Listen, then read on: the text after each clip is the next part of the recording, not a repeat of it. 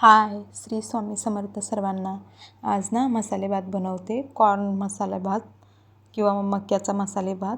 तर त्यासाठी मी इथं तेल टाकलं आहे कढाईमध्ये 2-2.5-3 पळ्या तेल टाकलं. तेलामध्ये मोहरी टाकायची, मोहरी चांगली तडतडू द्यायची. त्याच्यानंतर जिरं टाकायचं, जिरं पण चांगलं तडतडू द्यायचं. त्याच्यानंतर कढीपत्ता टाकायचा. त्याच्यानंतर एक मोठा साईजचा कांदा मी लांब साईडमध्ये कट करून घेतलेला आहे, असं लांब लांब कट केलेला. एक छोटी वाटी, एक छोटं बटाटं कट करून टाकलेलं, ते पण साल काढून.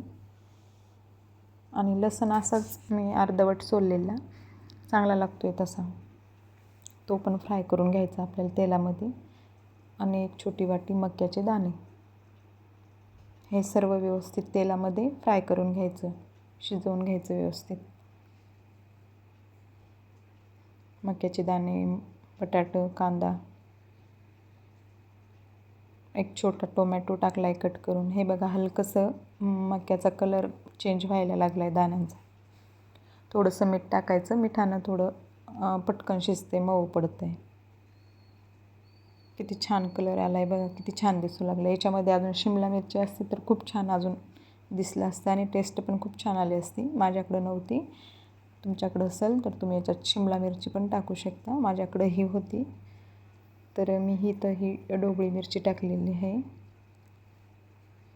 थोडीशी हळद टाकायची. हळद टाकल्यानंतर अजून छान कलर आला आहे, एकदम मस्त. अजून याच्यामध्ये खरंच शिमला मिरची पाहिजे होती, खूप छान लागली असती, पण माझ्याकडं नव्हती. हे बघा, बटाटा ऑलमोस्ट आपलं शिजलेलं आहे. आणि इथं मी मसाले वापरले. मसाले मी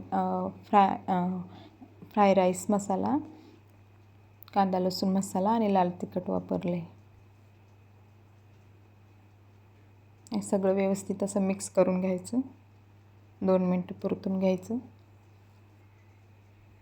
आणि इथं ना मी तांदूळ साईडला शिजू घातलेला, 2 उकळ्या येऊ दिला. बासमती तांदूळ आहे, तर पाणी गाळून घेतलं आहे आणि हे व्यवस्थित असं मिक्स करून घ्यायचं याच्यामध्ये. हे बघा, किती छान असं मस्त दिसू लागलं आहे आणि वास खूप छान येऊ लागला आहे.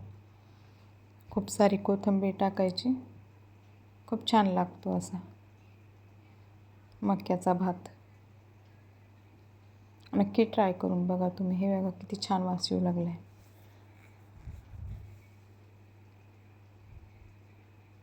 तयार आहे आपला इथं मक्याचा भात. हे बघा, मस्त असा मोकळा मोकळा झाला आहे मस्त.